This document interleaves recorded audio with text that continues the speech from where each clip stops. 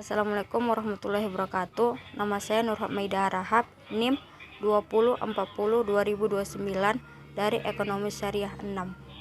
Baiklah, saya di sini akan menjelaskan tentang sumber daya alam dan lingkungan hidup.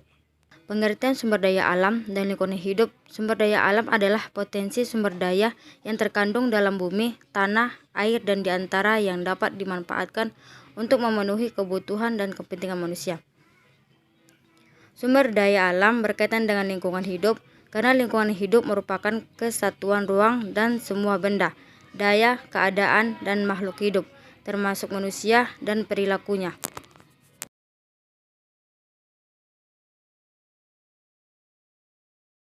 Klasifikasi serta penggolongan sumber daya alam dan lingkungan hidup. A. Sumber daya alam dapat diklasifikasi antara lain.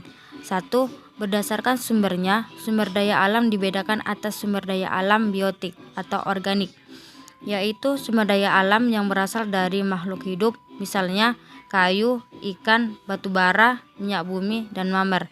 Sumber daya alam abiotik atau anorganik, yaitu sumber daya alam yang berasal bukan dari makhluk hidup, misalnya timah, besi, dan kawarsa.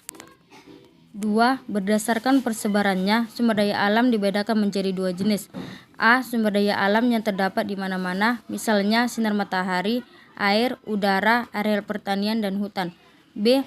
Sumber daya alam yang hanya ditemukan di daerah tertentu saja, misalnya tambang uranium, tambang batu bara, dan tambang emas. B. Penggolongan sumber daya alam antara lain sebagai berikut.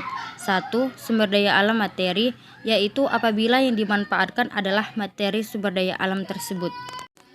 2. Sumber daya alam hayati, ialah sumber daya alam yang berbentuk makhluk hidup, yaitu tumbuh-tumbuhan dan hewan, disebut sumber daya alam nabati, sedangkan sumber daya alam hewan disebut sumber daya alam hewani.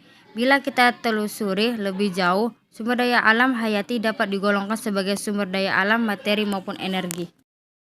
Konsep-konsep pengelolaan sumber daya alam. Adapun pengelolaan sumber daya alam yaitu pengelolaan sumber daya alam berdasarkan prinsip berwawasan lingkungan dan berkelanjutan, pengelolaan sumber daya alam berdasarkan prinsip mengurangi, dan pengelolaan sumber daya alam berdasarkan prinsip daur ulang. 1. Beberapa hal yang dapat diusahakan untuk menjaga kelestarian daya alam adalah sebagai berikut. A. Penghijauan dan reboisasi. B. Sangkedan. C. Pengembangan daerah aliran sungai. D. Pengelolaan air limbah. 2. Pengelolaan sumber daya alam berdasarkan prinsip mengurangi. Guna memenuhi kebutuhan hidupnya, manusia memerlukan sebagai sumber daya alam, baik sumber daya alam yang bersifat hasil tambang, energi, maupun hayati. 3. Pengelolaan sumber daya alam berdasarkan prinsip daur ulang. Dengan teknologi maju, manusia dapat memanfaatkan sampah untuk dijadikan kertas ataupun pupuk organis. Ada dua sistem pengelolaan sampah, yaitu A. Sistem pengelolaan formal.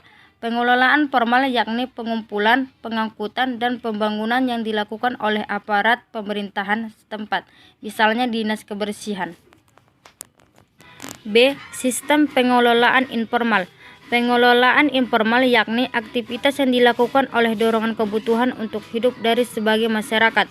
Secara tidak sadar, mereka berperan serta dalam kebersihan kota, seperti pemulung dan industri. Daur ulang baik jenis kertas, plastik, kaleng, seng, botol, kardus, dan lain-lain.